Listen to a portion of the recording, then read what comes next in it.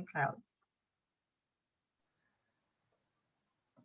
Just would like to say thank you to Brother Jess again, making the work of the priest very, very convenient by your exposition.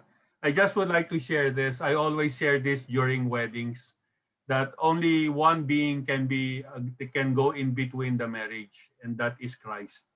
And what do I mean when we talk about Christ? In love and unity, only Christ can be in between the marriage. And when I say in between, I always use that acronym of Christ. And that is the full summary of what I understand about marriage. First, there should be communication to the point of communion.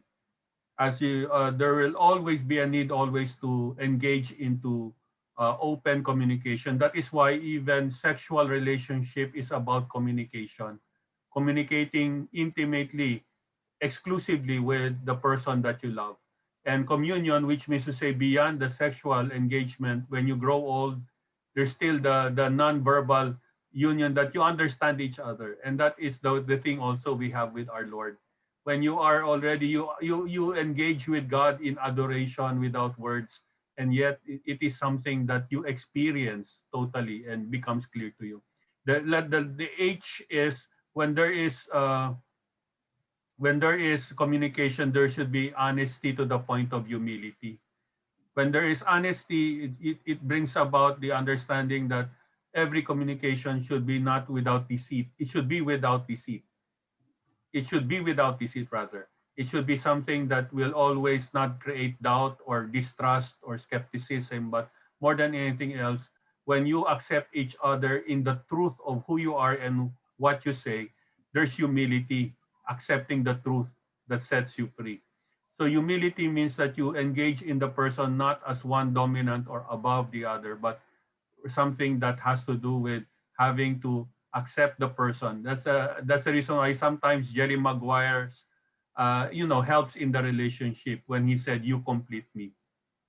When you complete me. And the R itself, when you totally accept the person, there should be an air of respect, as Brother Jess made mention in the whole talk, decency, respect to the point of responsibility.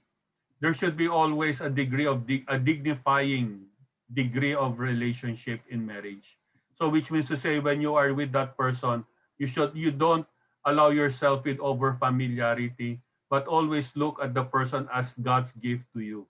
So it means that you should always find yourself dignified and never allow that person to be hurt by you, but rather to be responsible, to respond to the best of your ability. That's responsibility. And when you are already a responsible person because you respect that person, then there is the I. You integrate, as Brother just made mention. You integrate means you get involved to the point of intimacy. When you are involved in the world of the person, you start to integrate your world with your loved one, and that loved one's world becomes part of you.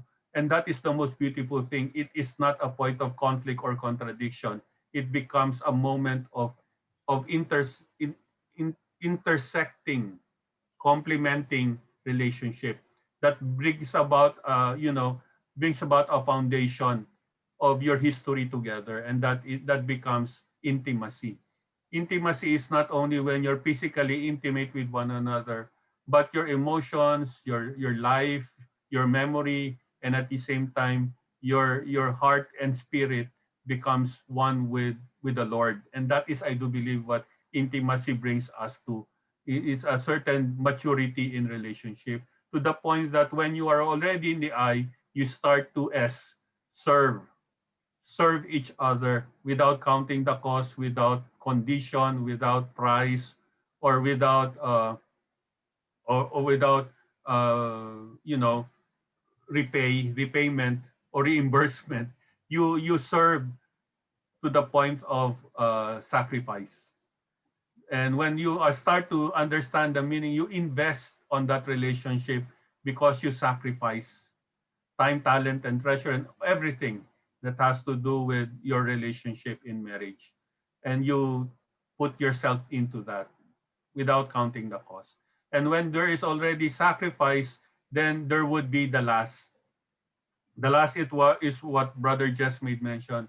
It's trust. Trust in God, trust in the person that you love, to total fidelity. When you talk about total fidelity, it is the same covenant as God made for His church. The relationship, the faithfulness of God reflecting in your marriage. That God is all faithful, even in moments of sinfulness, even in moments of our disobedience or our fault. We go back to the relationship and try our best to heal it and make it bear fruit. So that is the aspect of total fidelity. And that is the one I just would like to just give us a summary when it comes to relationship. When marriage, there should always be Christ so that it would always bring about the fulfillment and maturity of every relationship. Thank you. Wow, how beautiful